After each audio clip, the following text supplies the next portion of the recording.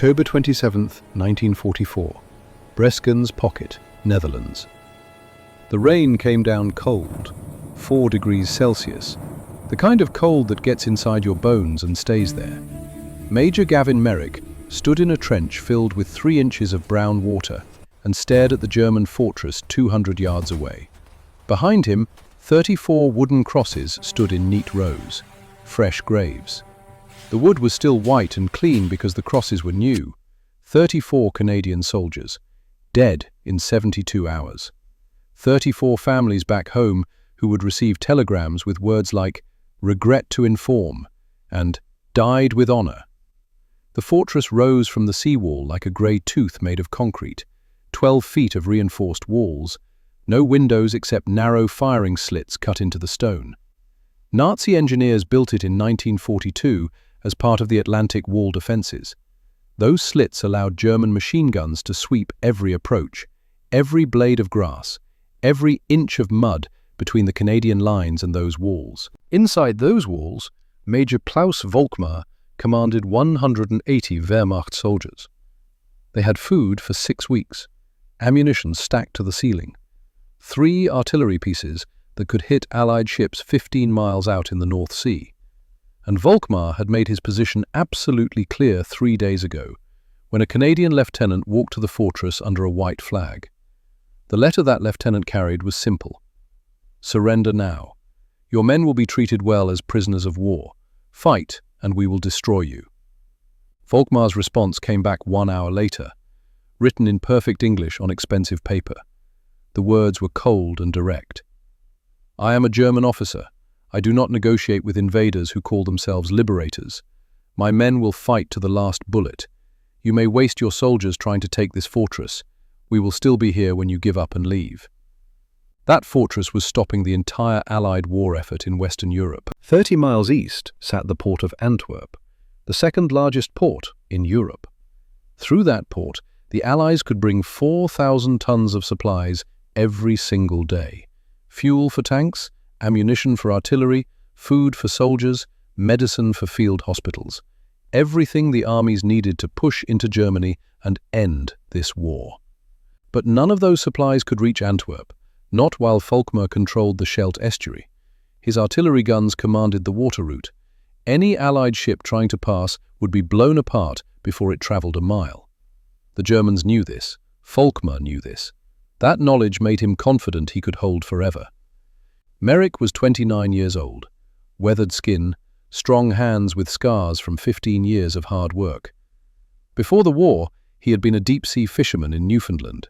He knew boats and nets and the moods of the ocean. He understood how to read weather in the color of clouds and the smell of wind. When ice jams blocked fishing harbors in winter, Merrick was the man the villagers called. He would drill precise holes in the ice and place dynamite charges in exactly the right spots. One explosion would break the jam, and ice would flow out to sea with the current. The Canadian Army made him a combat engineer because he was an expert with explosives and never panicked under pressure. Now he ignored the sound of distant artillery and looked at something the generals had completely overlooked: tide charts.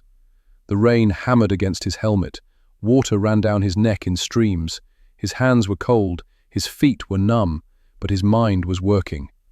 The Scheldt estuary had the second highest tides in all of Europe. At high tide, water rose 23 feet above mean sea level. At low tide, water dropped 22 feet below mean level. 45 feet of total difference between high and low tide, twice every day, like clockwork. Merrick pulled the captured German blueprints from his waterproof case. He had studied these blueprints 100 times. The fortress sat directly on top of the seawall, not behind it, not dug into the land, right on top of the wall itself. The foundation was built at mean sea level, 0 feet of elevation. He could see drainage pumps marked on the blueprints. They were designed to handle normal rainfall and normal tides. But what would happen if the water was not normal? Merrick stared at the grey North Sea stretching to the horizon. He thought about fish swimming through currents and tides. Fish never fought against the ocean. They used the water's power to move where they wanted to go. They let the current carry them. Merrick had spent 15 years on fishing boats learning that same lesson. You do not fight the sea, you work with it. He looked back at the tide charts, then at the seawall, then at the fortress.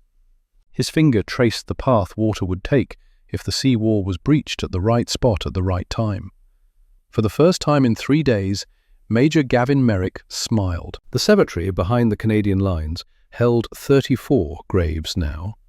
Yesterday, it held 19. 3 days ago, it held 0. Merrick walked between the white crosses. His boots made sucking sounds in the mud.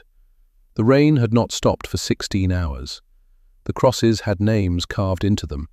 Some were just last names because that was all the identification tags said after the bodies were recovered. Patterson, McLeod, Williams, Jensen, Kowalski. 34 names.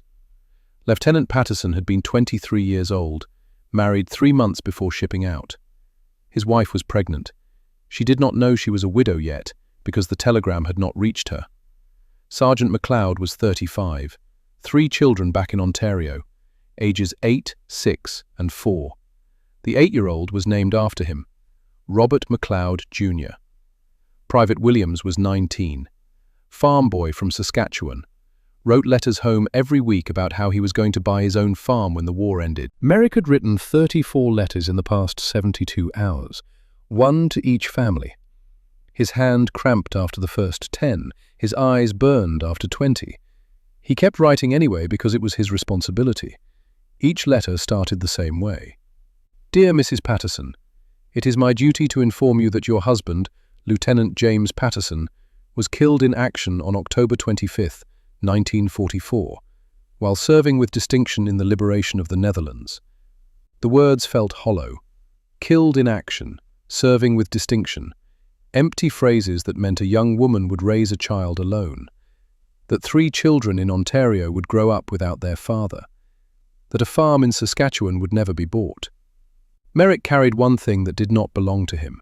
A wedding ring. Gold band, simple design, slightly worn. It had belonged to Lieutenant Patterson. Merrick found it in the mud, 20 yards from Patterson's body after the first attack. The medics missed it when they collected the remains. Merrick wore the ring on a chain around his neck, under his uniform where no one could see it. He wore it as a reminder. Every time he gave an order that could get men killed, he felt that ring against his chest. A physical weight. A reminder that orders have consequences, measured in wooden crosses and grieving widows. He stood in the rain and looked at 34 graves. His lips moved, but no sound came out. He was not praying. He was making a promise. No more crosses. Not for this fortress. Not for Volkmar's concrete walls. There had to be another way. Behind him, a voice spoke. "Sir, the general wants to see you." Merrick turned. Sergeant Rowan Blackwood stood 3 feet away. 35 years old, demolitions expert, 15 years in the Canadian Army. Blackwood's left shoulder was bandaged. He had taken shrapnel during the second attack 2 days ago. The medics wanted to evacuate him. He refused. Blackwood's wife, Sarah, was 8 months pregnant back in Nova Scotia, due in early December. Blackwood carried her photograph in a waterproof pouch. He looked at that photograph every night before sleeping. Sometimes he talked to it quietly when he thought no one was listening. "The General," Blackwood repeated. "War Council, 10 minutes." Merrick nodded. He took one last look at the 34 crosses. Then he walked toward the command post. The War Council met in a farmhouse that smelled of wet wool and tobacco smoke. The building had taken artillery damage a week ago. Part of the roof was missing. Someone had stretched a tarpaulin over the hole, but water still dripped through in 3 places. Buckets on the floor caught the drips. British Admiral Hastings stood near the fireplace. 61 years old, clean uniform, shiny boots that had never seen mud. He had arrived this morning from a destroyer anchored 15 miles offshore. He pointed at a map with his walking stick and spoke with absolute certainty. "We will continue naval bombardment. Bigger guns are coming from Portsmouth. We will pound them day and night until the concrete cracks." American General Whitmore stood beside him, nodding. 54 years old, aggressive bearing, 3 rows of ribbons on his chest. "Acceptable casualties," Whitmore said. "Send another infantry wave with better artillery preparation. We'll use white phosphorus this time. Eventually their defenses will break. That's how wars are won. Superior firepower and determination."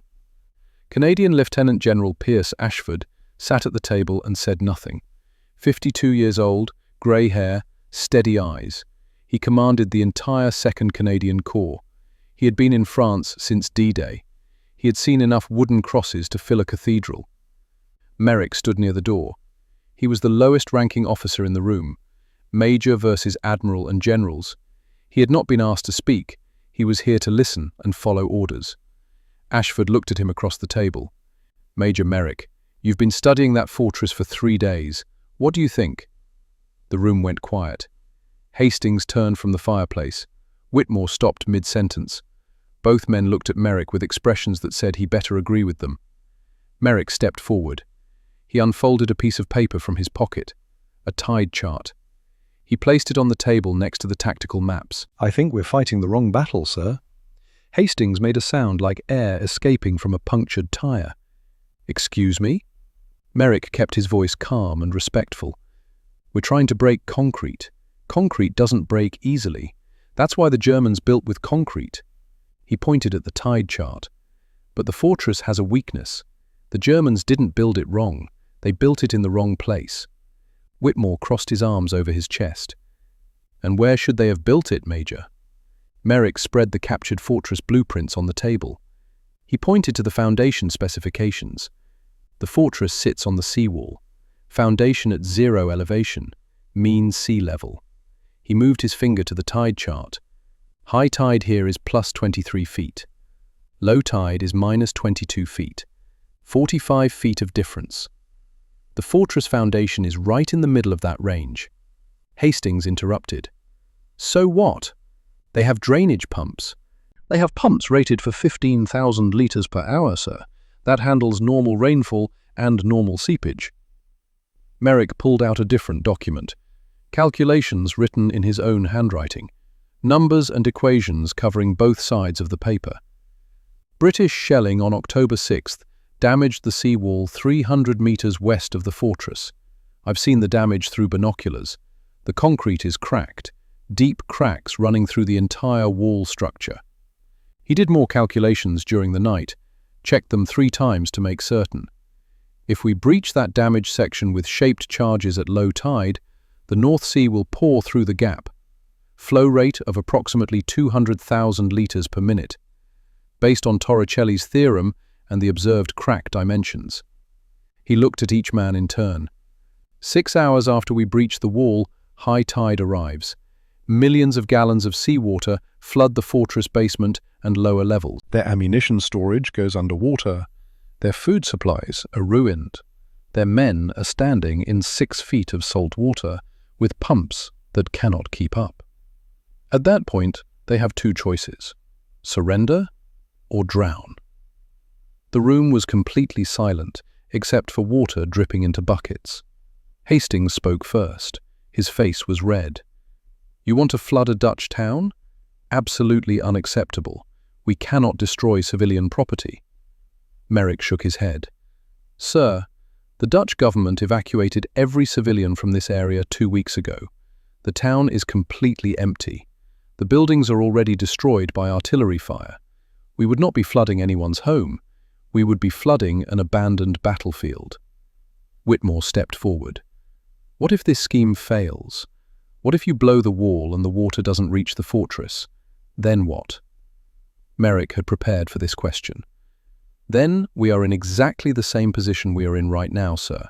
The fortress still stands, and we try a different approach.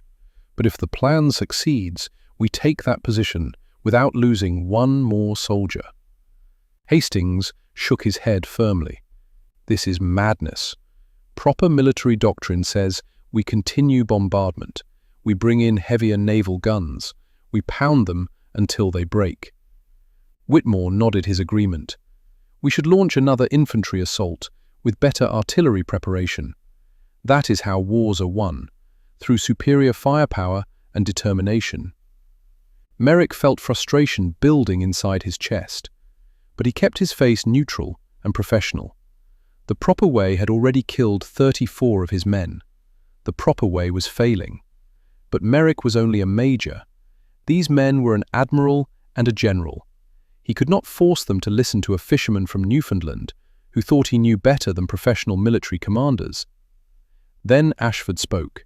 His voice was quiet, but it carried weight. "I think the Major's plan is excellent." Everyone turned to look at him. Ashford stood up from his chair. He looked directly at Hastings and Whitmore. "The British want to keep bombing. The Americans want to keep charging men across open ground. I want my soldiers to go home to their families alive." He turned to face Merrick. "Major, you have 24 hours to make this work. Use whatever resources you need. I will handle anyone who objects." Merrick felt the weight of Patterson's wedding ring against his chest. "Thank you, sir." While the generals argued in the farmhouse, Klaus Volkmar sat in his command post inside the fortress and read a letter he had written 3 days ago. The letter was addressed to his wife Elsa in Hamburg. He had written it on October 24th, before the Canadians launched their first attack, before 23 of them died in 90 seconds, before the second attack and the third attack. The letter said, "Mein Liebchen, I do not know if you and Greta survived the bombing of Hamburg last month. The mail has not reached us in 6 weeks. I do not know if you are alive to read these words, but I write them anyway because writing to you is the only thing that makes me feel human in this concrete tomb. The Canadians attack every day. They are brave but predictable. We have held them easily so far. My men are tired, but their morale is good. We have food and ammunition. We can hold this position for months if necessary. I cannot surrender. You know why." After Stalingrad, after watching General Paulus surrender the Sixth Army, after seeing what happened to those men in Soviet prison camps, I swore I would never surrender. I would rather die fighting than live in shame. But I think of you every hour. I think of Greta. She will be 14 now, almost a young woman. Does she still have her mother's eyes? Does she still laugh the way she laughed when I left in 1942? I love you both. If these are my last words, know that I thought of you until the end. Your Heinrich. Volkmar never sent the letter. He kept it in his pocket. He had reread it perhaps 50 times. The paper was worn soft from folding and unfolding. He was 46 years old. He had been a soldier for 24 years. He had fought in Poland in 1939, France in 1940, Yugoslavia in 1941. Then came Stalingrad in 1942 and 1943. Stalingrad changed him. He watched the Sixth Army starve and freeze. 300,000 men surrounded, promised relief that never came, ordered to fight to the last man, then surrendered anyway when there was nothing left to fight with. Only 90,000 survived long enough to surrender. Only 5,000 of those 90,000 ever came home from Soviet prison camps. Volkmar got out before the surrender, medical evacuation in January 1943, frostbite and malnutrition. He spent 3 months in a hospital in Poland. Then they sent him here, to the Netherlands, to this fortress on the coast. Guard duty seemed like a gift after Stalingrad. No more frozen corpses, no more rats eating the dead. Just watch the ocean and make sure Allied ships do not pass. Then D-Day happened in June. The Allies invaded Normandy. Suddenly this quiet posting became a critical defensive position.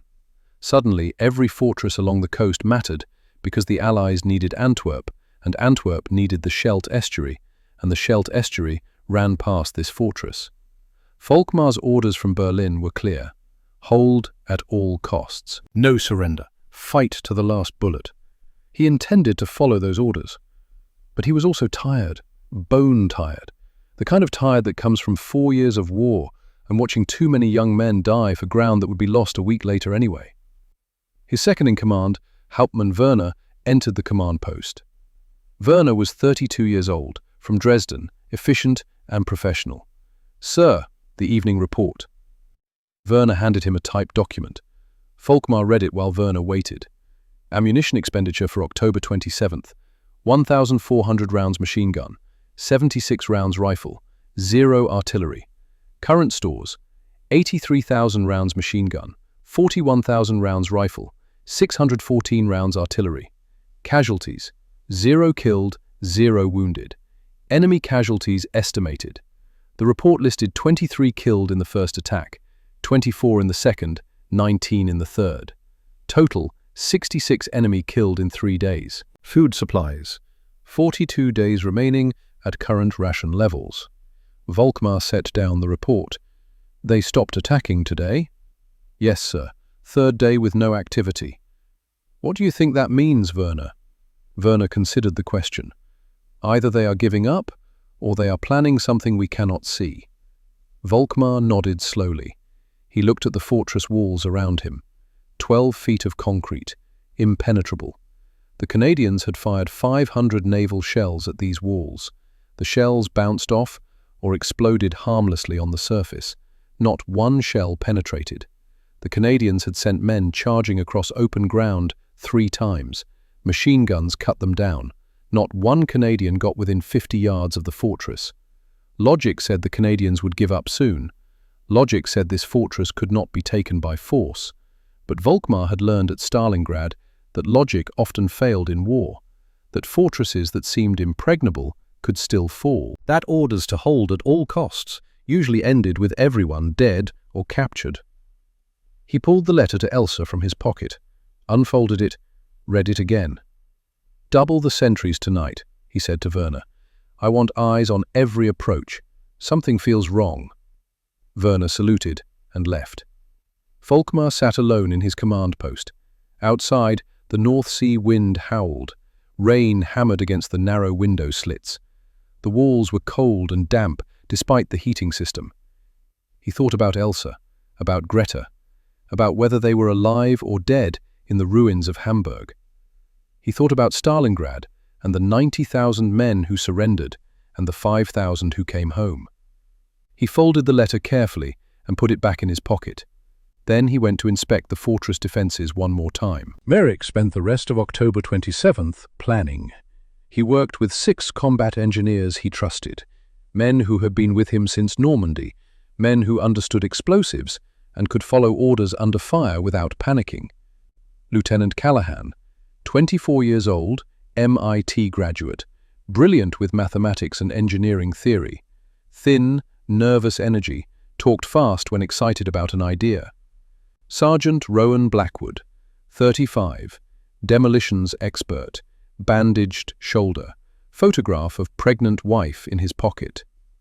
Corporal Whitfield, 29, from Toronto, steady hands, good swimmer. Private Ramsey, 22, from Montreal, spoke French and English and Dutch, useful for talking to locals. Private Chen, 26, from Vancouver, quiet, never complained, could carry twice his body weight in equipment without slowing down. Private Kowalski, 31, from Manitoba, had been a coal miner before the war, understood rock and earth and how things broke underground. Merrick spread maps and blueprints and tide charts across a table in the engineer depot. The 6 men crowded around. We need 400 pounds of TNT, Merrick said, but we cannot requisition it through normal channels because Hastings and Whitmore will block the request. Callahan understood immediately. You want us to borrow it. £10 from one engineer company, 15 from another, 25 from a third. Nobody will notice until after we are done. By then, it will not matter. Blackwood grinned despite his wounded shoulder. I know a supply sergeant in 3rd Engineers who owes me a favour. Good. Get what you can. Merrick pointed at the tide charts. Low tide tomorrow is at 0347 hours. That is 3:47 in the morning. We need the explosives in place and wired by 0345. That gives us a 2-minute safety margin. He looked at each man in turn. If we miss that window, we wait another 12 hours for the next low tide, and by then Hastings might have convinced Ashford to cancel the operation. Callahan asked the important question. How do we get 400 pounds of explosives to the sea wall without the Germans seeing us? Merrick pulled out a different map. This one showed the coastline and the approaches to the fortress. Dutch resistance is providing a fishing boat, small engine, very quiet. We load the explosives at 0315. Motor out to the damaged seawall section. Place the charges. Wire the detonators. Get back to the boat. Detonate at 0347 exactly. What if the Germans spot us? Then we swim for it and try again tomorrow night. Whitfield spoke up. He was the best swimmer in the group. Sir, the water is 7 degrees Celsius right now, maybe colder. If we have to swim any distance, we risk hypothermia. Merrick nodded. He knew. He had thought about this problem all afternoon. That is why we do not get spotted. We move silently. No talking once we are on the water. Hand signals only. Blackwood, you are responsible for the detonators. Callahan, you double-check all of Blackwood's work. I want redundancy on everything.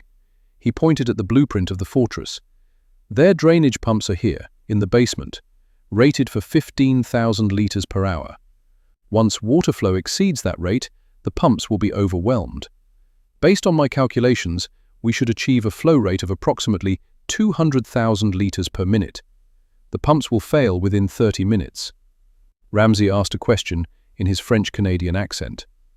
Sir, what if the breach is not large enough? What if the water does not flow fast enough? Merrick had thought about this too.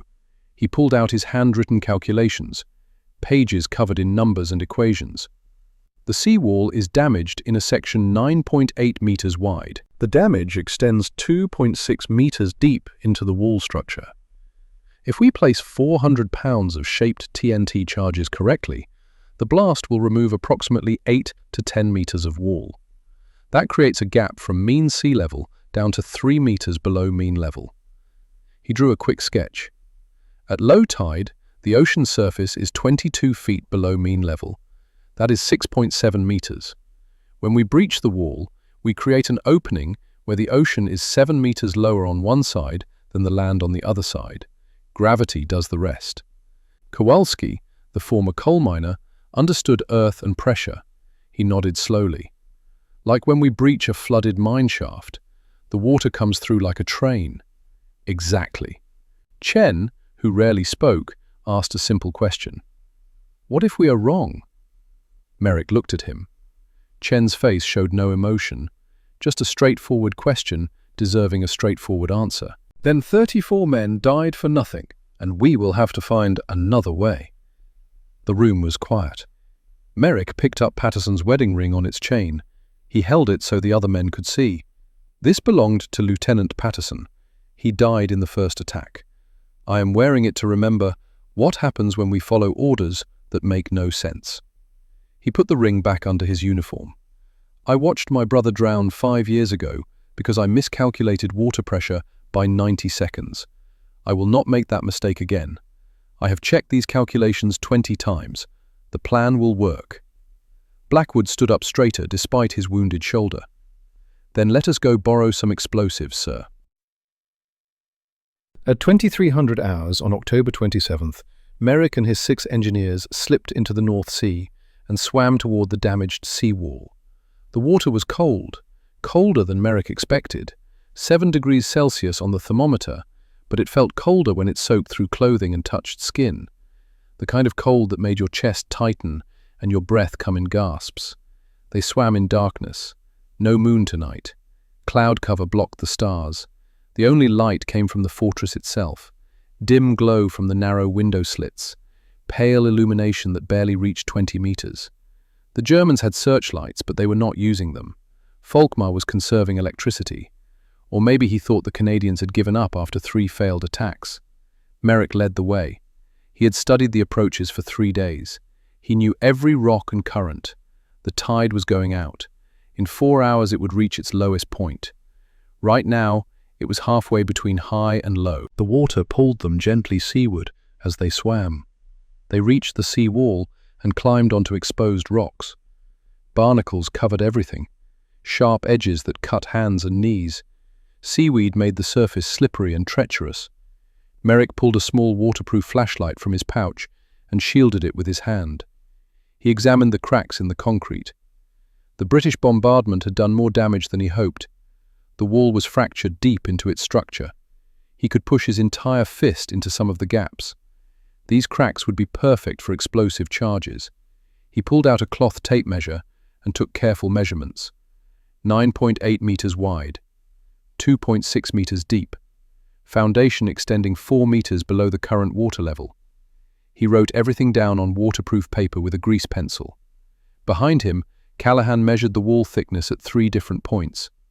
Blackwood explored the cracks with his hands, feeling for the best placement locations. The other 3 engineers moved along the wall in both directions, checking for German sentries and finding good approach routes.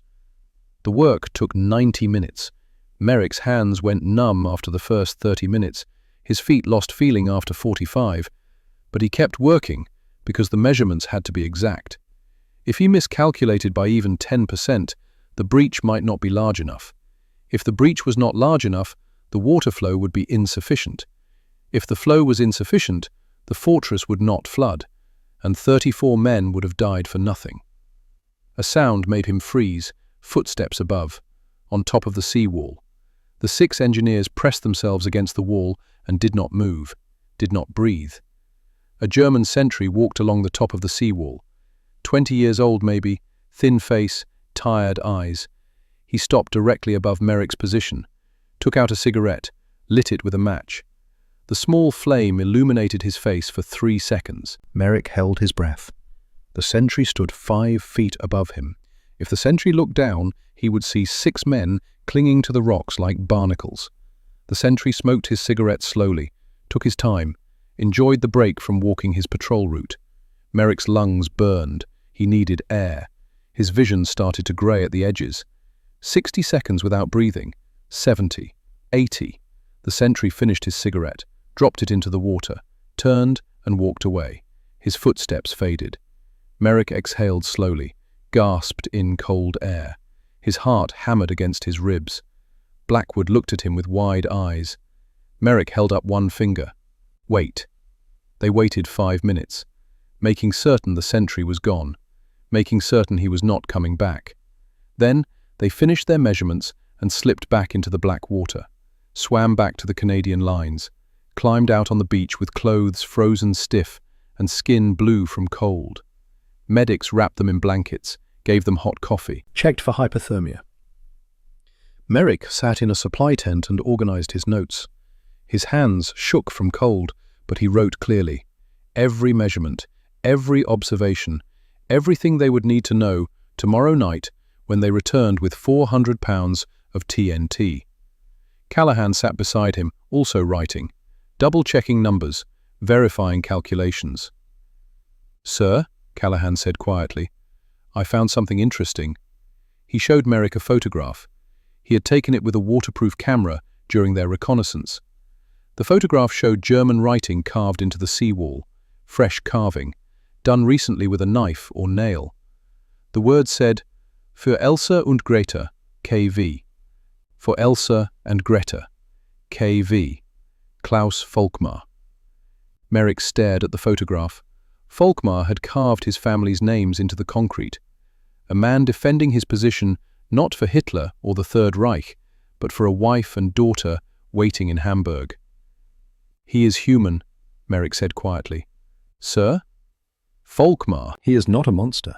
He is a father and husband trying to survive long enough to go home." Callahan nodded slowly. "Does that change anything?" Merrick thought about 34 white crosses, about Patterson's wedding ring against his chest, about his brother Tommy drowning in 1939 because Merrick miscalculated by 90 seconds. "No," he said, "it does not change anything, but it means we are doing the right thing." "How so, sir?" "We are giving him a choice, surrender or drown. If he chooses surrender, he goes home to Elsa and Greta. That is better than dying in concrete tomb for a war that is already lost." Merrick stood up. His clothes were starting to dry, but he was still cold, deep in his bones. "Get some rest, Callahan. Tomorrow night we blow the wall."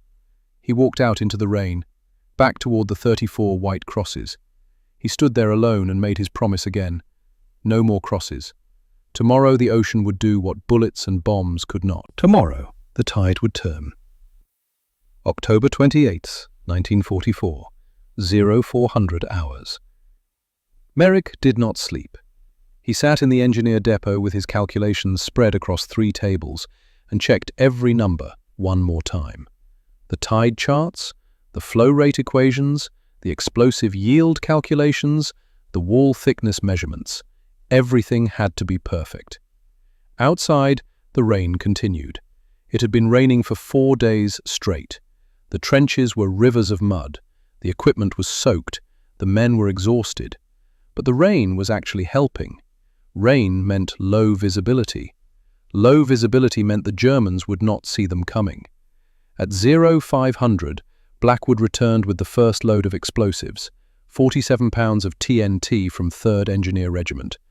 The supply sergeant had asked no questions, just signed the requisition form and helped load the crates into the back of a covered truck.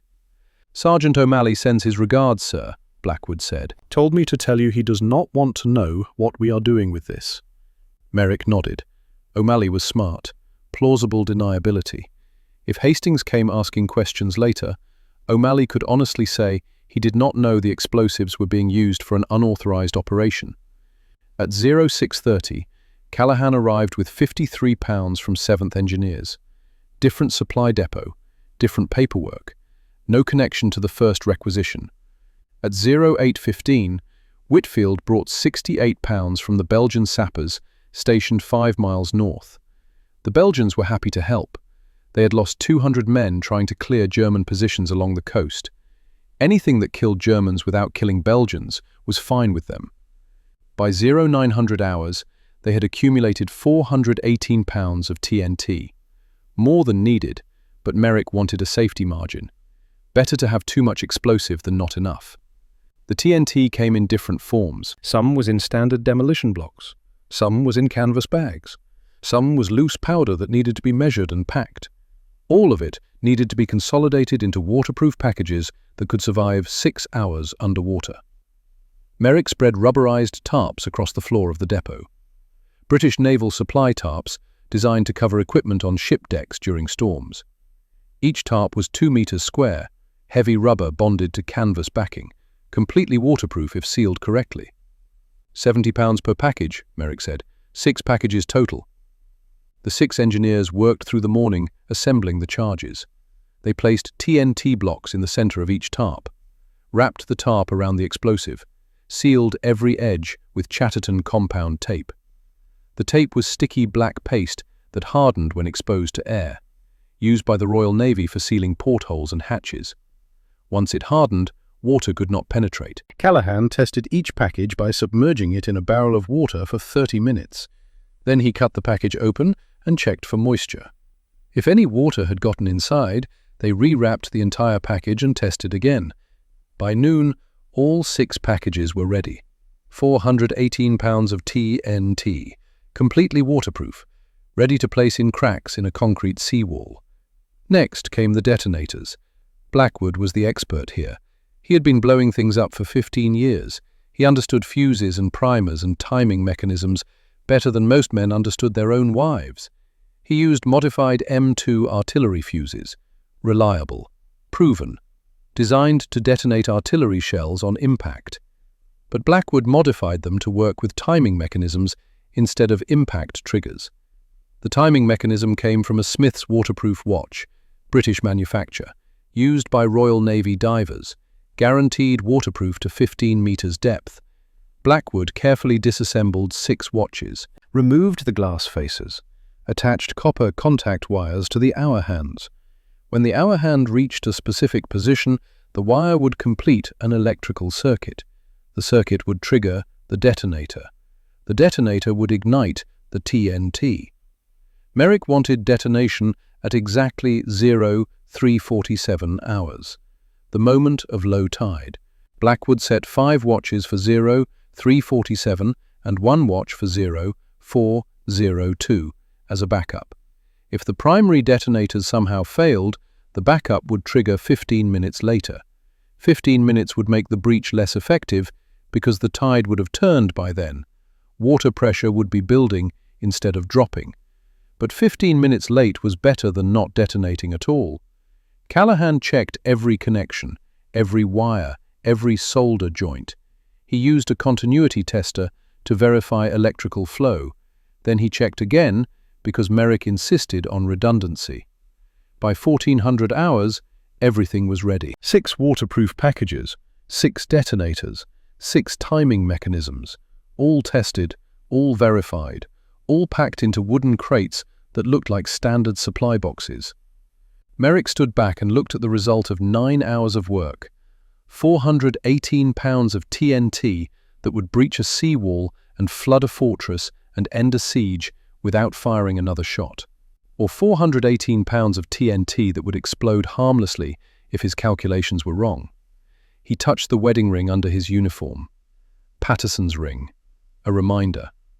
"Get some rest," he told his team. "We move out at 0300. At 1500 hours, a woman knocked on the door of the engineer depot. She was 32 years old. Thin face, hard eyes. A scar ran from her left eyebrow to her hairline. Old burn scar. The kind that came from fire or chemicals. She wore civilian clothes. A dark coat that had seen better days. Boots that were worn but clean. Her name was Lisette Janssen. Dutch resistance. Her husband had been killed by the Germans in 1942. Executed for sabotaging a rail line. She had been there when they shot him. The Germans made her watch. Then they burned her house. She got the scar on her face trying to save her wedding photographs from the flames. After that, she joined the resistance. Spent 2 years running supplies, hiding Allied pilots, planting explosives under German trucks. She was very good at staying alive in occupied territory. Now she stood in front of Merrick and spoke in accented but clear English. "I have the boat you requested, small fishing vessel, quiet engine. I will pilot it myself." Merrick shook his head. "Too dangerous. We need the boat, but you do not need to come with us." Lisette's eyes went cold. "This is my country, my home. The Germans took everything from me. I will help you take something from them." There was no room for argument in her voice. Merrick recognized the tone. He had heard it in his own voice when he made promises to 34 white crosses. "The boat is at the fishing dock 3 kilometers north," Lisette continued. "I will be there at 0300 hours. If you are late, I leave without you." She turned and walked out before Merrick could respond. Blackwood watched her go. "She has seen some things, sir." "Yes. We could use someone who knows these waters." Merrick nodded slowly. Lisette was right. This was her country, her fight. If she wanted to risk her life helping them, he had no right to stop her. And practically speaking, having someone who knew the local waters would improve their chances. The coast here was tricky, sandbars and rock formations that shifted with every storm. A local pilot could navigate in darkness better than Merrick could with a map and compass. "Make sure she understands the risk," Merrick said. "If the Germans spot us, they will shoot. No warning, no mercy." "I think she understands that better than we do, sir." The afternoon passed slowly. Merrick tried to rest but could not. His mind kept running through the plan, looking for flaws, looking for mistakes, looking for the calculation error that would turn success into disaster. He thought about his brother, Tommy. December 1939, Newfoundland. The fishing harbour was blocked by an ice jam, 30 feet of ice piled against the harbour breakwater. No boats could get in or out. The entire village economy stopped. Men could not fish, families could not eat. Everyone looked to Merrick because he was the one who knew how to break ice jams with explosives. Merrick calculated the ice thickness, measured the current, checked the temperature, decided he needed 80 pounds of dynamite placed in 3 locations, timed to detonate simultaneously. The blast would fracture the ice, and the current would carry it out to sea. He drilled the holes, placed the charges, set the timers for 1600 hours. At 15:58, Tommy decided to walk out onto the ice jam to take a closer look. He was 17 years old. Curious, fearless. He wanted to see how Merrick had placed the charges. Merrick saw him walking across the ice, shouted for him to come back. Tommy waved and kept walking.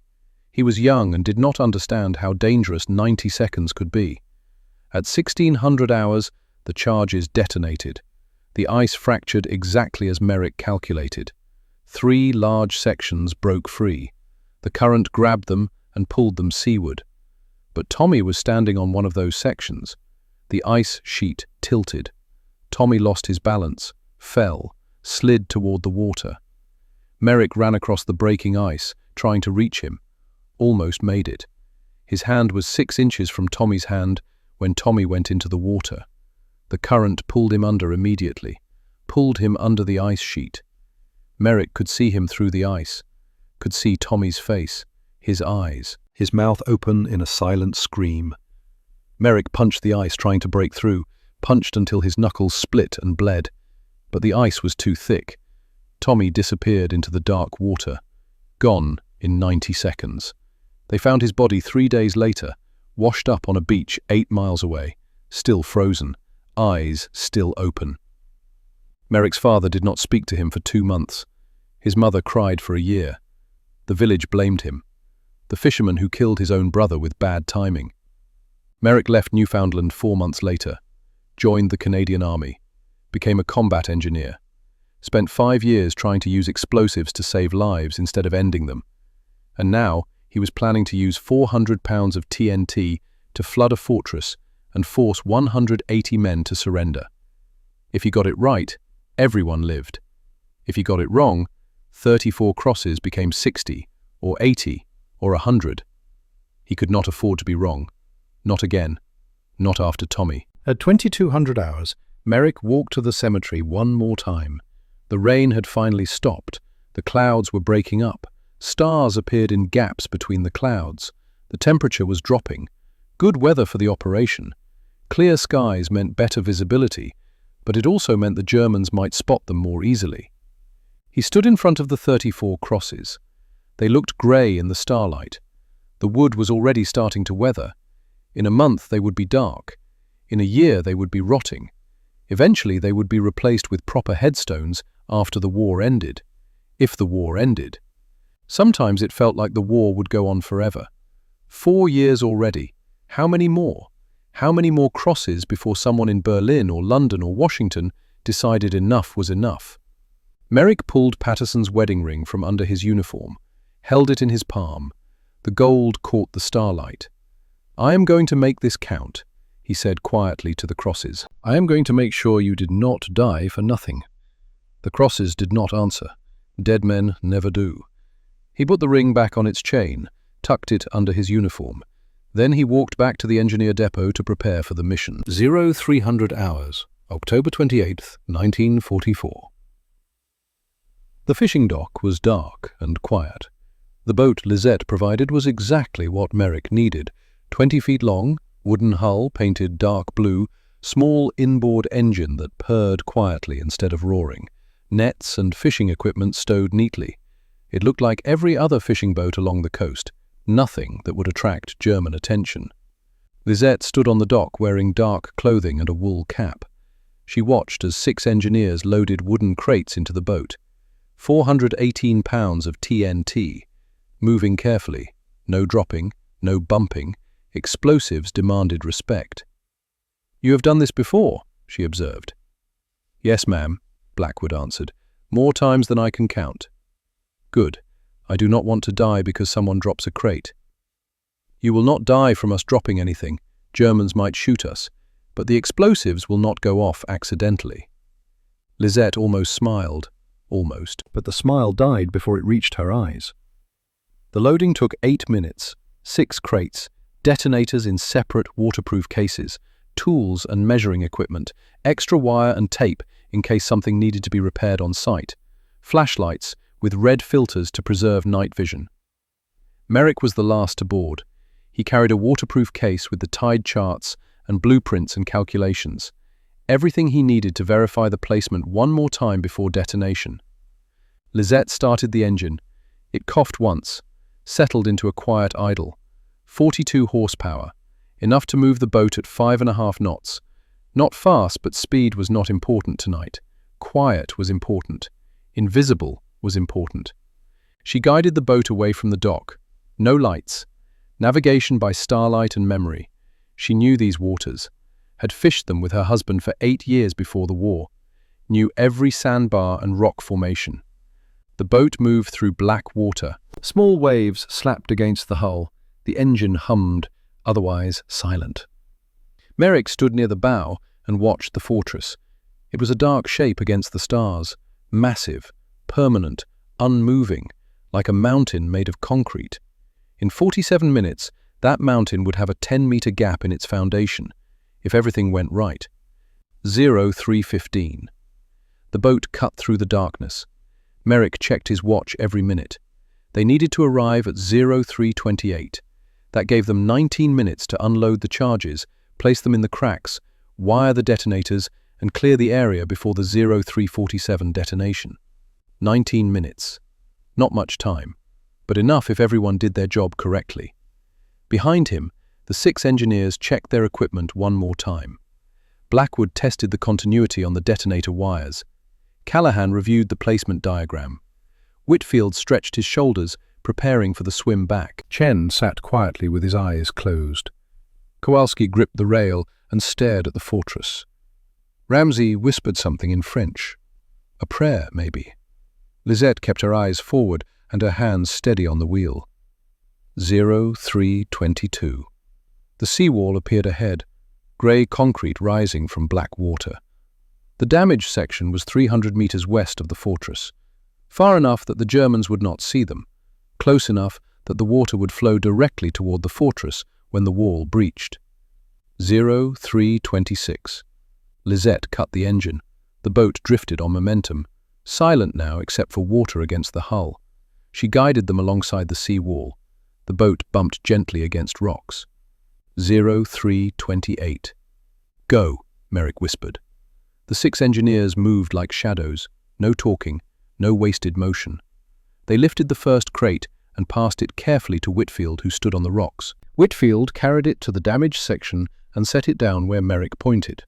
Second crate, third, fourth, fifth, sixth, all unloaded in 90 seconds. Merrick climbed onto the rocks. His boots slipped on wet seaweed. He caught himself, moved more carefully. He pulled the red-filtered flashlight from his pocket, shielded it with his hand. The red light showed the cracks in the wall. Same cracks they had measured last night. 9.8 meters wide, 2.6 meters deep. Alpha position, he whispered, pointed to the largest crack. Blackwood carried the first package, 70 pounds of TNT wrapped in rubber. He pushed it deep into the crack, wedged it in place with chunks of broken concrete. Bravo position. Callahan placed the second package 3 feet away. Different crack, same depth. Charlie. Delta. Echo. Foxtrot. 6 packages, 70 pounds each, 418 pounds total. Placed in a pattern that would maximize the blast effect. The shaped charges would direct the force horizontally into the wall structure, not up, not down, sideways. The wall would not explode. It would collapse inward like a tooth being extracted. 03:35. Blackwood began wiring the detonators. This was the most delicate work. The wires had to connect properly. The watch mechanisms had to be synchronized. One mistake would mean no detonation, or worse, partial detonation that damaged the wall but did not breach it. His hands moved steadily despite the cold, despite the water dripping on him from above, despite the knowledge that German sentries walked somewhere overhead in the darkness. Callahan checked each connection as Blackwood made it, tested with a continuity meter, verified electrical flow, nodded approval. 03:39. Merrick watched the fortress, looking for lights, looking for movement. Any sign the Germans had spotted them. Nothing. The fortress sat dark and silent. Volkmar's men were in their bunks sleeping or sitting in the command post drinking coffee. They did not know that 7 people crouched on the seawall 200 meters away, preparing to end their siege. 03:41. A sound made everyone freeze. Engine noise, coming from the north. Marine engine, German patrol boat. Merrick's heart stopped. They could not be seen, not now, not when they were 6 minutes from success. He looked at Blackwood. Blackwood looked back. The question in his eyes was clear. Abort? Merrick shook his head. No. They were too close. The detonators were connected. The charges were placed. Aborting now meant wasting everything. Down, Merrick whispered. Into the water. The 7 of them slid into the North Sea. Water instantly soaked through their clothing. 7 degrees Celsius felt like ice against skin. Merrick's chest constricted. His breath came in gasps. They pressed themselves against the sea wall, stayed in shadow, did not move. The patrol boat engine grew louder. Merrick could see it now, 30 meters offshore, searchlight mounted on the bow. The light swept across the water, slow, methodical, looking for Allied activity. The beam passed 10 meters north of their position, stopped. The engine idled. Merrick counted heartbeats, 30, 60, 90. His hands were going numb. His feet lost feeling. The cold was seeping into his bones. Another 5 minutes in this water, and hypothermia would become a serious risk. The searchlight swept again. This time it came closer, 5 meters away, 3 meters. The light stopped on the seawall, on the rocks where they had been standing 90 seconds ago. Merrick held his breath. Beside him, Blackwood did the same. All 7 of them invisible in the shadow of the wall. 7 people who did not exist as long as they did not move. The patrol boat engine revved. The searchlight moved on, swept past them, continued south. The engine noise faded. Merrick waited another 30 seconds, then pulled himself out of the water. His entire body shook from cold. His teeth chattered so hard he bit his tongue. "Check the charges," he managed to say through chattering teeth. Blackwood climbed back onto the rocks, checked each detonator, each wire, each connection, looking for damage from the water, looking for anything that might have come loose. "All good, sir," he reported. "Connections intact, timers running. 0344, 3 minutes to detonation." "Move," Merrick ordered. They climbed back into the fishing boat. Lisette started the engine immediately. No time for quiet now. Speed mattered more than stealth. She opened the throttle.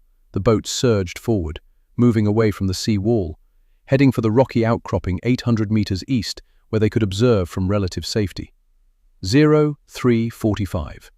The boat reached the outcropping. Lisette cut the engine. They drifted into shadow between 2 large rocks, hidden from the fortress, protected from the blast if something went wrong. 0346. Merrick checked his watch. The luminous hands glowed faint green in the darkness. 30 seconds. He thought about Tommy, about 90 seconds that changed everything, about promises made to 34 white crosses. He thought about Volkmar inside the fortress, about a man who carved his wife's name into concrete, about 180 soldiers who just wanted to survive long enough to go home. 20 seconds. He thought about Patterson's wedding ring against his chest, about wars that killed young men for pieces of ground that would be forgotten in 50 years. 10 seconds. He thought about water, about tides, about how the ocean moved according to moon and physics and did not care about human conflicts. 5 seconds. Blackwood whispered a countdown. 3, 2, 1. 0347. Nothing happened. The seawall stood intact, dark and solid against the stars. No explosion, no flash, no sound. Merrick felt his stomach drop. His hands went cold, but not from the water temperature. The primary detonator had failed, just like he feared, just like the nightmare scenario he had worried about for 2 days. Callahan looked at him with wide eyes. Blackwood stared at the wall. The others waited in silence. "Backup triggers at 0402, Merrick said quietly. 15 minutes. 15 minutes. By then the tide would have turned. Water pressure would be building. The breach would be less effective. Maybe 30% less effective. Maybe not enough to flood the fortress. He had failed. Again. Just like with Tommy. Miscalculated by those critical 90 seconds. 0352. Still nothing. 0355. Merrick stared at the wall, willing it to explode, willing the backup detonator to work. 0358. A thought occurred to him, a terrible thought. What if the patrol boat had seen them? What if the Germans found the charges? What if they were disarming them right now? 0401. 1 minute until the backup trigger. Merrick gripped the rail of the boat. His knuckles went white. This had to work. It had to. WW2. The seawall exploded. Not an explosion like artillery, not a sharp crack and flash. This was different. This was a deep, rumbling roar that came from inside the earth itself. The sound was felt more than heard. It traveled through water and rock and bone. The seawall erupted. 10-ton concrete blocks flew 20 meters into the air. White spray fountains shot up. Chunks of wall splashed down across 100 yards of ocean. When the spray cleared, Merrick could see the gap. The breach was not 9 meters. It was larger, much larger. The blast had fractured more wall than he calculated. Adjacent sections collapsed from the pressure. The total breach was at least 11 meters, maybe 12. For 1 second, the ocean paused, like it was deciding what to do with this new opening. Then the North Sea realized there was a gap and poured through with the force of an avalanche made of water. The sound was like Niagara Falls, compressed into 11 meters of width, a roar that drowned out every other noise. 200,000 liters per minute, maybe more. The flow created a current so strong that debris spun in circles at the edges. Merrick watched the white wall of water surge across the flat ground toward the fortress 200 meters away. The water spread as it traveled, slowed as it covered distance, but it kept coming, relentless, unstoppable. The North Sea had found a new path, and nothing would stop it now. Merrick lowered his binoculars. His hands were shaking, but not from cold, from relief, from exhaustion, from the realization that his calculations had worked. He reached under his uniform and touched Patterson's wedding ring. "It worked," he whispered. "Tommy, it worked." Beside him, Blackwood was crying. Big, tough demolition sergeant with 15 years in the army, crying openly with tears running down his face. "Not one more cross, sir," Blackwood said through his tears. "Not one more." Callahan laughed, a high-pitched, slightly hysterical laugh that came from tension breaking. Whitfield and Ramsey and Chen and Kowalski all sat in the boat and stared at the breach with expressions of wonder. Lizette looked at Merrick. Her scarred face showed no emotion, but she nodded once, a small nod that said everything. Approval, respect, acknowledgement that he had done what he promised. "We should go back," she said quietly, "before Germans come looking for what made that noise." She started the engine, turned the boat, headed back toward Canadian lines. Behind them, the North Sea poured through the 11-meter gap. Millions of liters of water flowing onto land that had been dry for centuries. Flowing toward a fortress that was about to learn why concrete walls mean nothing when you build them below high tide. Merrick checked his watch. 04:15. In 5.5 hours, at 09:47, high tide would arrive. By then, Major Klaus Volkmar would be standing in 6 feet of seawater. His ammunition would be ruined, his food supplies would be floating, his pumps would be overwhelmed, and he would have to make a choice: drown or surrender. Merrick knew which choice Volkmar would make. A man who carved his wife's name into concrete was not going to drown for Hitler. He was going to surrender. And he was going to go home to Elsa and Greta after the war ended. 180 Germans would live. 34 Canadians would not have died for nothing. And maybe, just maybe, Tommy's death 5 years ago had taught Merrick something valuable about water and timing and getting it right when it mattered most. The fishing boat moved through the darkness toward the Canadian lines. The North Sea roared behind them. The tide was turning, in more ways than one. 04:15 hours. October 28th, 1944. Inside Fortress Oster.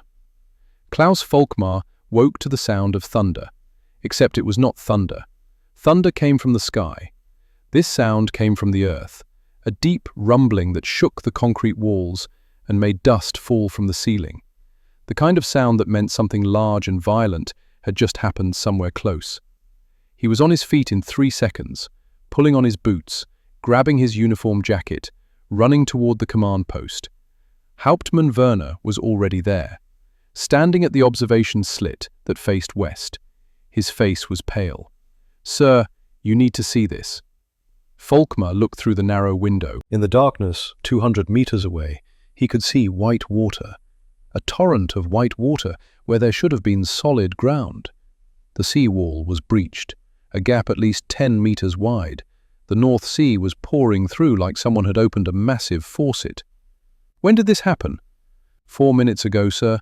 The explosion woke the entire garrison." Volkmar stared at the breach. His mind worked through the implications. The Canadians had blown the seawall. Deliberately.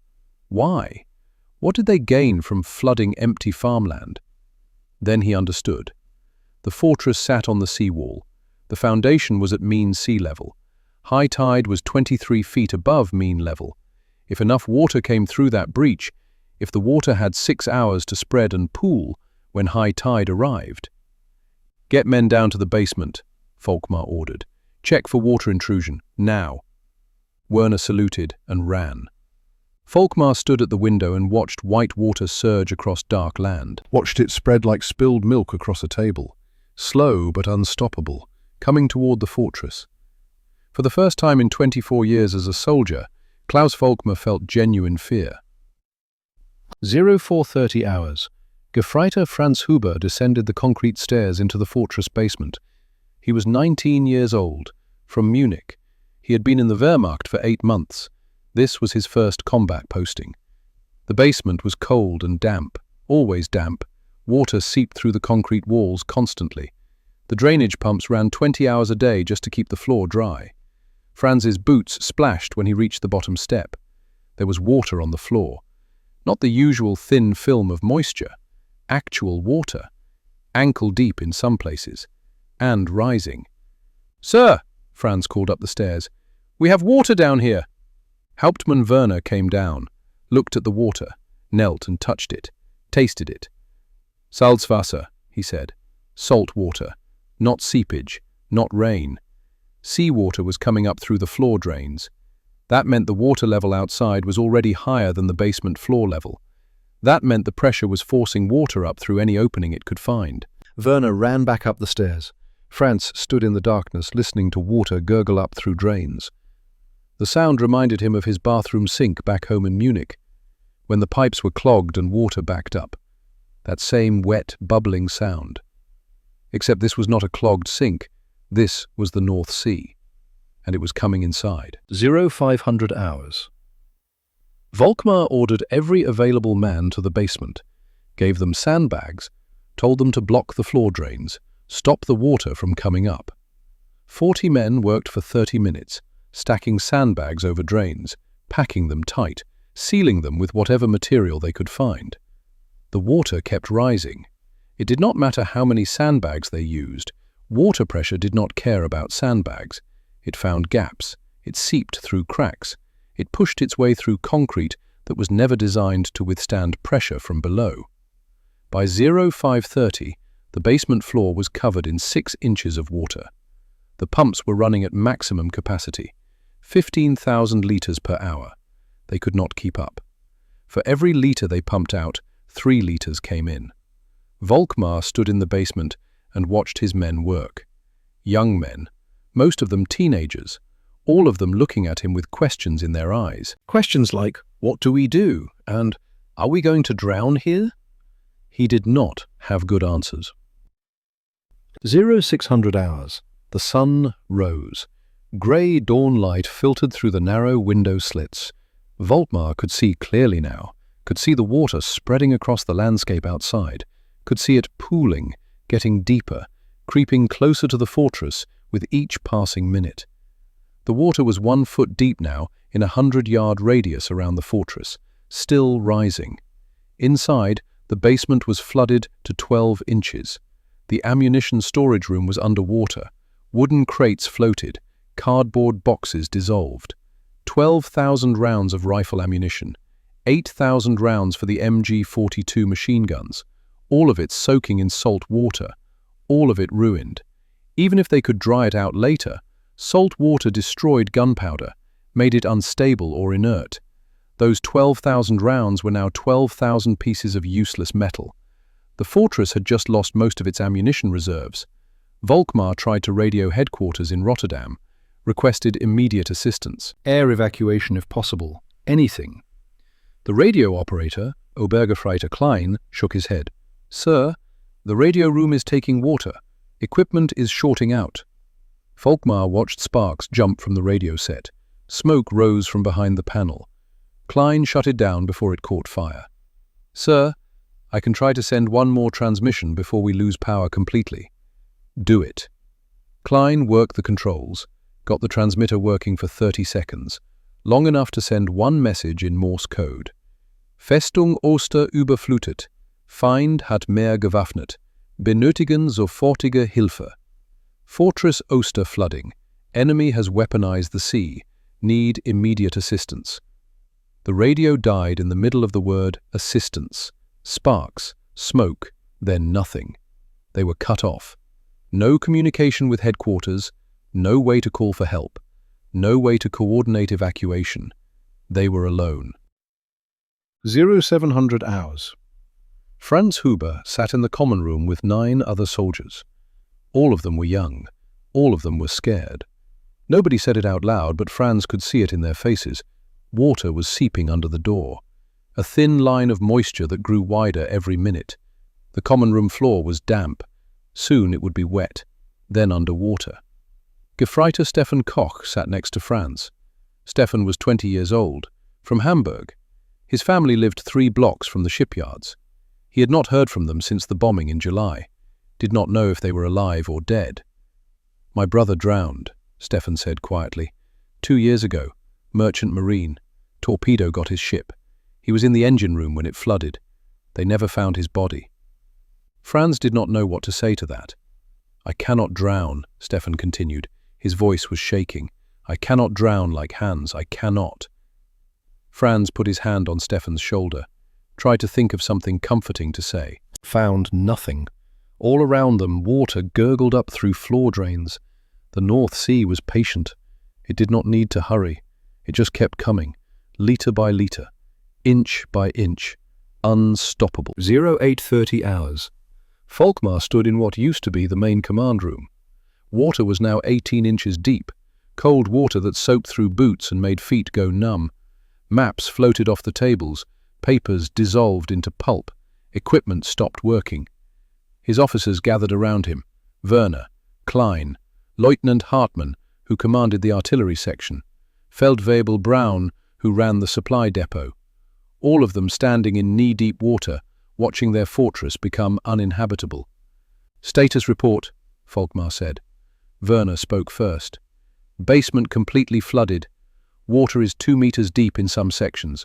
All ammunition storage compromised. Food stores in the basement are underwater. We still have rations on the upper levels, but those are only 3 days of supplies." Hartmann reported next. "Artillery pieces are still functional, but we have no way to get ammunition to them. The ammunition elevator is flooded. We would have to carry shells up 3 flights of stairs by hand. Under fire, that is not practical." Braun gave his report. "Pumps have failed, motors burned out from overload. Even if we could get them working again, the water is coming in faster than any pump can remove it." Volkmar looked at each man in turn. "How long until the fortress is completely untenable?"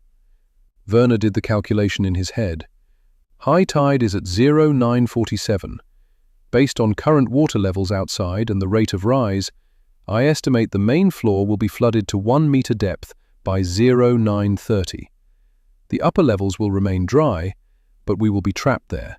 No food, no ammunition, no communications, no way to fight."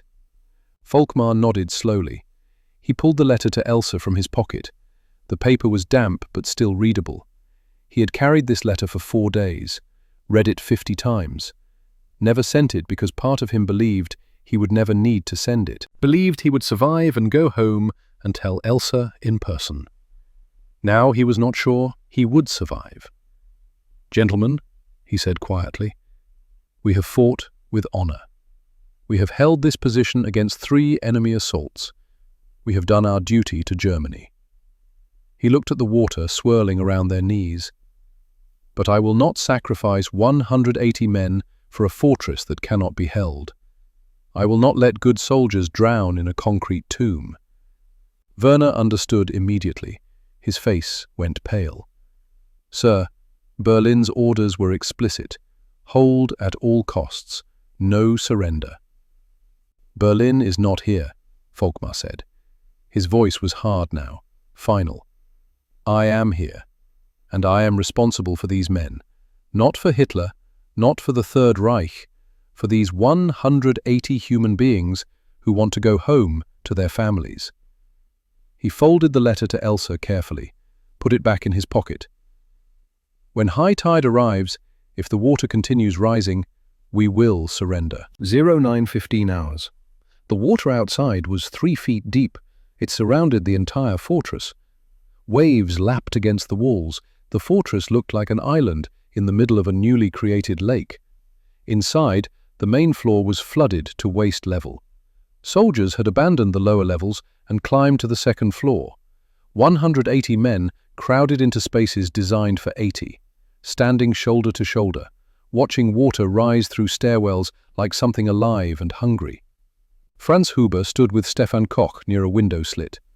They could see the Canadian positions 200 yards away, could see men watching through binoculars. The Canadians were not attacking, they were just watching, waiting. They are smart, Stefan said. They let the ocean do their work for them. Franz nodded. He respected that. Respected an enemy who found a way to win without killing. His brother Hans would have appreciated that too, if Hans had not drowned in the North Atlantic 2 years ago. What do you think will happen? Franz asked. I think the Major will surrender, and I think I will live long enough to find out if my family survived Hamburg. 09:47 hours. High tide arrived. The water level jumped dramatically.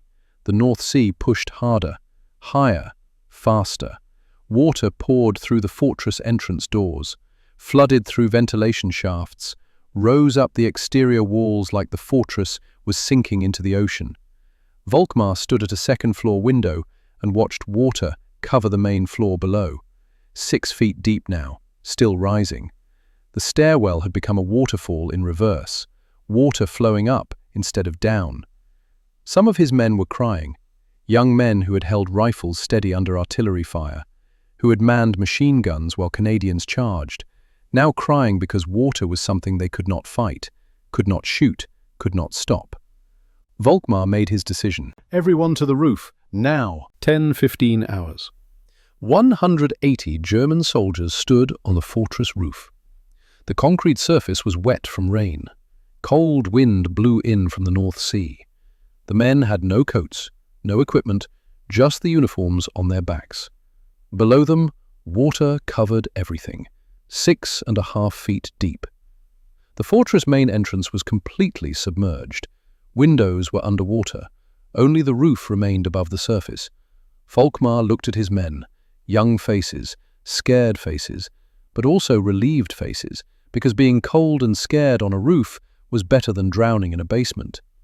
He thought about Stalingrad, about General Paulus who surrendered the 6th Army after Hitler ordered him to fight to the last man, about the 90,000 who surrendered and the 5,000 who came home, about honor and duty and whether any of it mattered when you were dead. He thought about Elsa, about Greta, about whether he would ever see them again. Then he made the decision he knew was right. The decision his conscience demanded, even if Berlin would call it cowardice. Feldwebel Braun, get me a white flag. Braun looked around. They had no white flags, no surrender materials. This fortress was supposed to fight to the last bullet. Use a bedsheet, sir. Yes. Braun disappeared down the hatch, came back 3 minutes later, carrying a white sheet from the officers' quarters. He tied it to a broken radio antenna. The white fabric snapped and fluttered in the wind. Volkmar stood beneath that white flag and felt shame and relief in equal measure. Shame because he was a German officer, trained to never surrender, taught that surrender was dishonor worse than death. Relief because 180 men would live, would go home, would see their families again. He pulled the letter to Elsa from his pocket one final time, looked at the damp paper, the words he had written 4 days ago about dying with honor. Then he struck a match and burned it. The paper curled and blackened. Ashes fell into the wind, scattered across the roof and into the water below. "I will tell you myself, Elsa," he whispered, "when I come home." 10:30 hours, Canadian observation post. Merrick stood with binoculars pressed to his eyes, watching the fortress roof, watching the white flag appear, watching 180 Germans standing in the cold wind with their hands empty. He lowered the binoculars slowly. Relief flooded through his entire body, relief so strong his knees went weak. He sat down hard on a wooden crate. His hands were shaking. "They surrendered," he said. His voice did not sound like his own. "They actually surrendered." Blackwood stood beside him, also crying. Big, tough sergeant with 15 years of service, tears running down his weathered face. "Not one more cross, sir," Blackwood said. "You kept your promise. Not one more cross." Callahan was laughing, that same slightly hysterical laugh from earlier. Relief and exhaustion and disbelief all mixed together. General Ashford arrived at the observation post. He looked at the white flag through his own binoculars, nodded once. "Well done, Major. Very well done." He put his hand on Merrick's shoulder. "You just saved approximately 300 lives, 180 Germans, and every Canadian who would have died in the next assault." Merrick touched the wedding ring under his uniform. Patterson's ring. A reminder of 34 men who died so he could learn this lesson. "Sir, I need to meet him." "Who?" "Major Volkmar, the German commander. I need to speak with him." Ashford studied Merrick's face, saw something there, nodded. "I will arrange it." 1100 hours. The Germans waded through chest-deep water toward Canadian lines. 180 men, soaked uniforms, empty hands, exhausted faces. Some were crying, some looked angry. Most just looked grateful to be alive. Young Franz Huber stumbled in the deep water, nearly went under. A Canadian soldier waded in without hesitation, pulled him up, helped him reach shallower water. "Danke," Franz said. "Thank you." The Canadian just nodded, pointed toward the collection area where medics waited with blankets and hot coffee. Stefan Koch walked beside Franz. Both of them alive, both of them going to prison camps, but that was better than drowning. Prison camps had food and beds, and eventually the war would end, and they would go home. Canadian soldiers watched the Germans walk past. No triumph on their faces, no celebration, just quiet respect. The kind of respect soldiers give to other soldiers who fought hard and lost. 11:15 hours. Klaus Volkmar emerged last, still wearing his officer's cap. Water dripped from his uniform. He carried nothing except his dignity. A Canadian lieutenant met him. Young man, 24 maybe, clean uniform, nervous. "Sir, I am authorized to accept your surrender." Volkmar unbuckled his pistol belt, handed it over. The Walther P-38 his father had given him in 1920 when he joined the Reichswehr. 24 years he had carried that pistol. Now it belonged to someone else. "May I ask who planned this operation?" Volkmar said in perfect English. The lieutenant looked surprised that Volkmar spoke English. "Major Gavin Merrick, sir, combat engineer." "I would like to meet this Major Merrick." "He is waiting for you, sir." They met in an empty farmhouse. One room with broken windows and bullet holes in the walls. A table, 2 chairs, nothing else. Merrick stood when Volkmar entered. They looked at each other for a long moment. 2 men, 2 professional soldiers, 2 fathers who wanted to go home. Volkmar spoke first. "In 24 years as a soldier, I have never seen anything like this. You did not fight us with guns, you fought us with the sea itself." Merrick nodded slowly. "I am sorry about your fortress, sir." Volkmar almost smiled. Almost. "Do not be. You gave my men their lives. That is more honorable than victory." They shook hands. Firm grip. Mutual respect. "How did you know?" Volkmar asked. "How did you know the water would work?" "I was a fisherman before I was a soldier. Fishermen learn that nature is stronger than any weapon we can build." Volkmar thought about that. I commanded a fortress of concrete and steel. You commanded the tides and gravity. I think you had the better army. I just wanted to stop sending men to die for ground that did not matter. And I wanted my men to see their families again, so we both got what we wanted. They stood in silence for a moment. Two enemies who understood each other better than they understood their own commanders. What will happen to you? Merrick asked. After the war? Prison camp, then home, if Hamburg still exists, if my wife and daughter survived the bombing. Volkmar paused. And you? Back to Newfoundland, back to fishing, back to being nobody important. I disagree, Major. You are very important. You changed warfare today. You proved that intelligence is more powerful than firepower. That will be remembered. Volkmar straightened his shoulders. When the war ends, if I survive, I will find you, to thank you properly. I will be in Newfoundland, fishing. Then I will come to Newfoundland. They shook hands one more time. Then Canadian soldiers escorted Volkmar away. He walked with dignity, head high, a defeated commander who had made the right choice. Merrick watched him go, felt something he had not felt in 5 years, since Tommy died, since 34 crosses appeared in the cemetery. He felt like maybe, finally, he had used explosives to save lives instead of ending them. November 1st, 1944.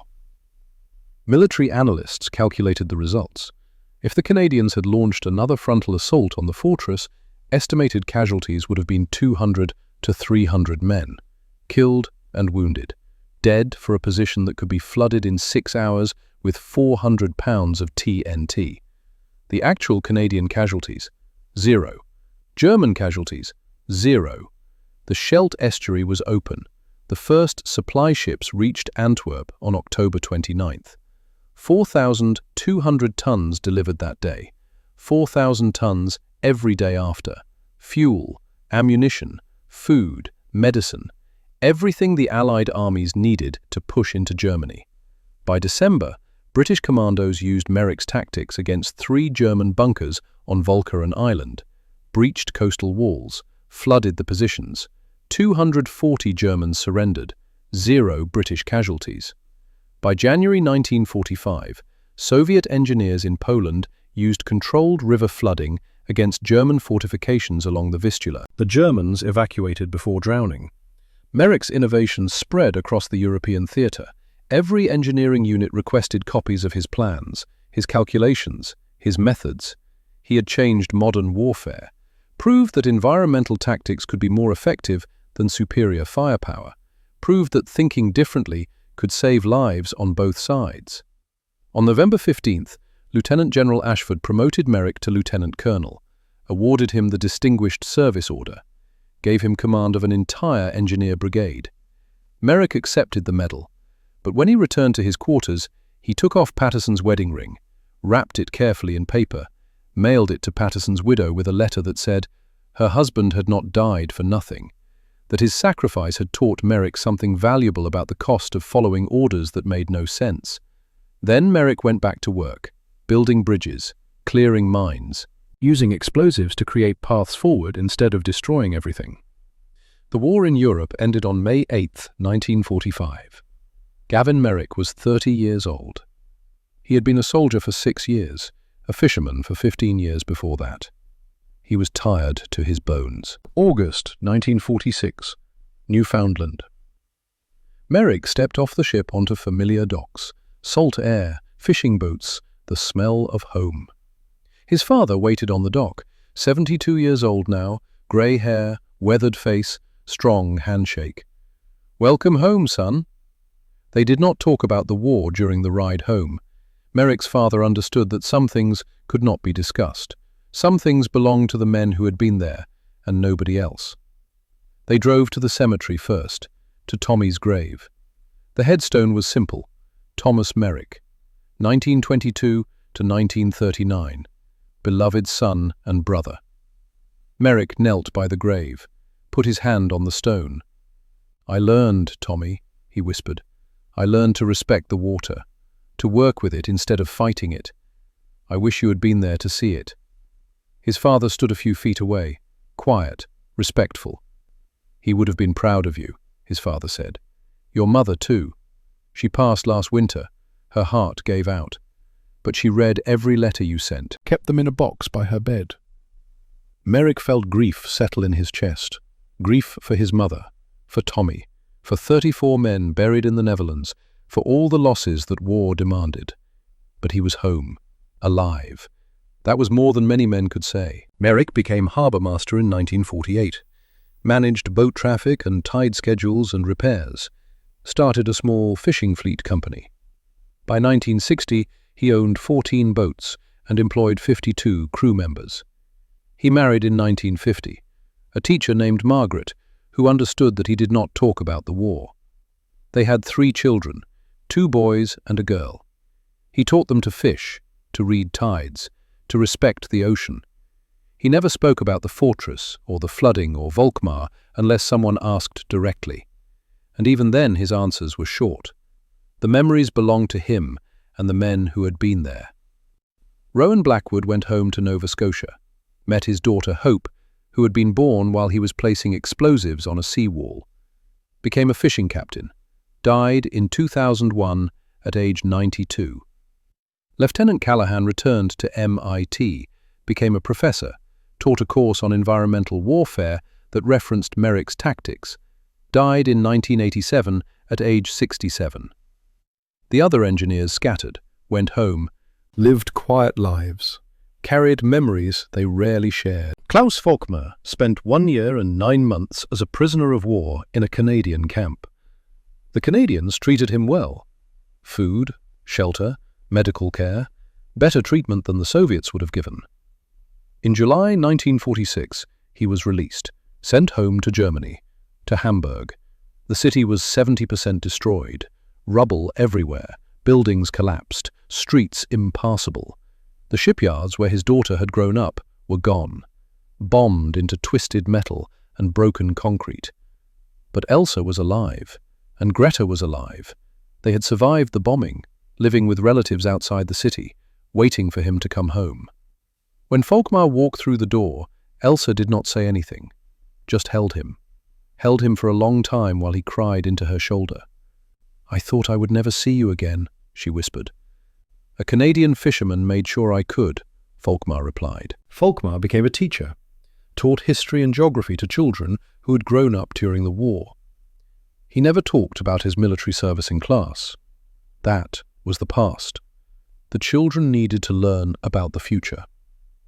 But in 1963, at age 65, he wrote a memoir, called it Festung des Wassers, Fortress of Water. The book described his experience at Breskens, the flooding, the decision to surrender, the relief and shame he felt. The final chapter praised Merrick's tactics as militarily brilliant and morally sound. Volkmar wrote that Merrick had defeated him without massacre. That distinction mattered, that mercy was more valuable than victory. The book sold well in Germany. Some veterans criticized him for surrendering, called him a coward, said real German officers died fighting. Volkmar did not care. He had saved 180 lives. That was worth more than the opinions of bitter old men who clung to a war they lost. 1978. Newfoundland. Klaus Volkmar was 80 years old. Elsa had died 2 years earlier, cancer. Greta was 50 and had 3 children of her own. Volkmar was a grandfather, a role he loved more than being a soldier, but there was something he needed to do before he died. A promise he had made 34 years ago in a flooded fortress. He flew to Canada, then took a bus to Newfoundland, found the harbour, asked locals about a man named Gavin Merrick, who had been a combat engineer in the war. They pointed him to the docks, to a 63-year-old man working on a fishing boat, repairing nets, strong hands moving with practiced efficiency. Volkmar walked slowly across the dock. His knees were bad, his back hurt. Old age was not kind to soldiers. "Excuse me, are you Gavin Merrick?" The man looked up. Grey hair, weathered face, recognized him instantly. Major Volkmar. Just Klaus now. The war is over. Merrick climbed off the boat, shook Volkmar's hand. They stood on the dock, looking at each other. Two old men who had been enemies once, a lifetime ago. I kept my promise, Volkmar said. I came to thank you. You did not need to come all this way. Yes, I did. You gave me 34 years with my family. Elsa and I had 32 good years together. I watched Greta grow up, get married, have children. I have 3 grandchildren now, all because you chose water over bullets. Merrick nodded slowly. Come aboard. I will show you how we fish here. They spent the afternoon on Merrick's boat, did not talk much, just watched the water, felt the tides come in and go out, smelled the salt air. 2 old men who understood that some things did not need words. As the sun set, Volkmar spoke quietly. You understood the ocean better than I understood concrete. Merrick smiled. Concrete is dead. Ocean is alive. I just listened to what it wanted to do. They parted at the dock. Volkmar headed back to Germany. Back to Greta and the grandchildren. Back to the life Merrick had given him. Volkmar died 3 years later in 1981, age 83, peacefully in his sleep. Greta found him in the morning with a photograph of Elsa on his chest. 1987, Newfoundland.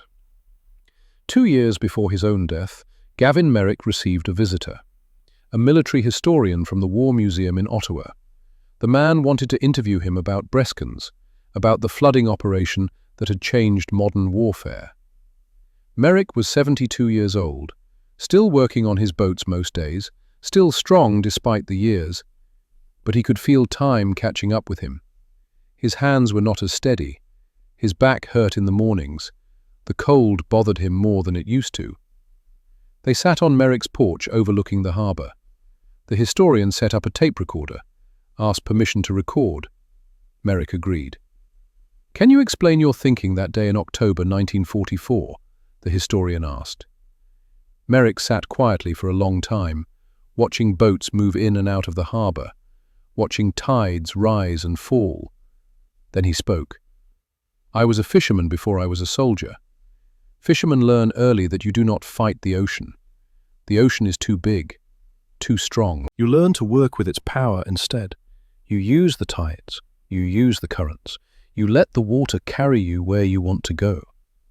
He paused, looked out at the North Atlantic stretching to the horizon. The sea does not care about human wars. It just moves according to the moon and the wind. We did not fight the Germans with the ocean. We just asked the ocean to move at the right time, in the right direction. After that, gravity and water pressure did all the work. We just had to get out of the way and let nature be nature. The historian made notes, asked more questions. Merrick answered some, declined to answer others. Some things were too personal. Some memories belonged only to him. When the interview ended, the historian thanked him, said the interview would be archived, would help future generations understand what happened at Breskens. Merrick nodded, but he knew the truth. The real lesson of Breskens could not be captured on tape, could not be written in books. It could only be learned through experience, through failure, through losing people you cared about and deciding there had to be a better way. He had learned that lesson in 1939, when Tommy drowned, had relearned it in 1944, when 34 crosses appeared in Dutch mud. Some lessons cost more than others. September 14th, 1989, Newfoundland. Gavin Merrick died on his dock at age 74, heart attack, while repairing a fishing net. He collapsed and was gone before the ambulance arrived. Quick, painless, the way fishermen prefer to go. His funeral was attended by hundreds, fishermen, veterans, town officials, people whose lives he had touched. Rowan Blackwood came from Nova Scotia, despite being 80 years old and sick. He stood by the grave and cried for his old commander, the man who had kept his promise, who had made sure Blackwood lived long enough to meet his daughter, Hope. The eulogy was simple. Gavin Merrick saved my life twice, once when he pulled me from bullets, once when he refused to send more men to die. He was the bravest man I knew, not because he fought, but but because he thought. They buried him next to his brother Tommy, the two Merrick boys together again, separated by 50 years, but reunited in Newfoundland soil. Margaret Merrick stood at the grave with her 3 children and 7 grandchildren. She did not cry. Gavin would not have wanted tears. He would have wanted them to remember him on his boat, on the water, doing the work he loved. The tide was coming in when they lowered the casket. The harbour filled with water. Boats rose on the swell. The ocean doing what it had done for millions of years, rising and falling, indifferent to human grief. 1991. Newfoundland. The provincial government dedicated a new bridge, called it the Merrick Memorial Bridge, connected the mainland to a small fishing island where Gavin Merrick had taught 3 generations of fishermen to respect the ocean. Margaret Merrick cut the ribbon. Her hands shook slightly, but her voice was steady. My husband would have said this was too much fuss. He never wanted recognition. He just wanted to do his job and go home to his family. She paused, looked at the bridge, at the water flowing beneath it. But I am glad people will remember. Not because he was a hero, because he was a man who understood that the best way to win a fight is to not fight at all. Most people who drove across that bridge never knew why it had that name, never knew about the fortress or the sea wall or the 180 Germans who surrendered to seawater. But the name remained, a quiet memorial to a fisherman who became a soldier, who learned that intelligence defeats force, that mercy defeats violence, that the ocean is more powerful than any weapon humans can build. Today, military academies around the world still teach Merrick's tactics. The principles remain relevant decades later. Environmental warfare. Using terrain and weather and natural forces instead of fighting against them. During the conflicts in Iraq and Afghanistan, coalition forces used controlled flooding to force enemies out of fortified positions. Engineers redirected water from damaged pipes and canals to flood basement bunkers. During the Ukraine conflict in 2022 and 2023, both sides used water as a weapon. The Kakhovka Dam was breached, defensive positions flooded, rivers redirected. Every time engineers use controlled flooding in warfare, they are using tactics that trace back to a Newfoundland fisherman standing in Dutch rain studying tide charts in October 1944. The technology has advanced, the weapons have changed, but the fundamental principle remains the same. Nature is stronger than any fortress. Water follows physics, not politics. And a man who understands natural laws can defeat an army that only understands violence. 3 universal truths emerged from what happened at Breskens in October 1944. First, environment is more powerful than firepower. Merrick proved that working with natural forces achieves what superior weapons cannot. He used 400 pounds of TNT and the tides of the North Sea to accomplish what 500 naval shells and 3 infantry assaults could not. The lesson is simple: stop fighting nature, make nature fight for you. Second, winning without killing is still winning. Merrick saved German lives and Canadian lives, 0 casualties on both sides. That distinction matters. Mercy is not weakness, it is strength. It is the courage to choose a harder path, because it is the right path. Victory, measured in lives saved, is worth more than victory measured in enemies killed. Third, questioning authority saves lives. The generals wanted more bombing, more frontal assaults, more acceptable casualties. Merrick questioned whether that was the only way. His willingness to think differently saved hundreds of lives. The military teaches soldiers to follow orders, but the best soldiers know when to question orders that make no sense, when to find a better way, when to trust their own judgment over the conventional wisdom of commanders who have never stood in mud watching men die for no good reason. These lessons apply beyond warfare. They apply to any situation where force is the default solution, where conventional thinking leads to predictable failure, where courage means thinking differently rather than fighting harder. Gavin Merrick looked at an impossible problem and asked a different kind of question. Not, How do we break through concrete? But how do we make concrete irrelevant?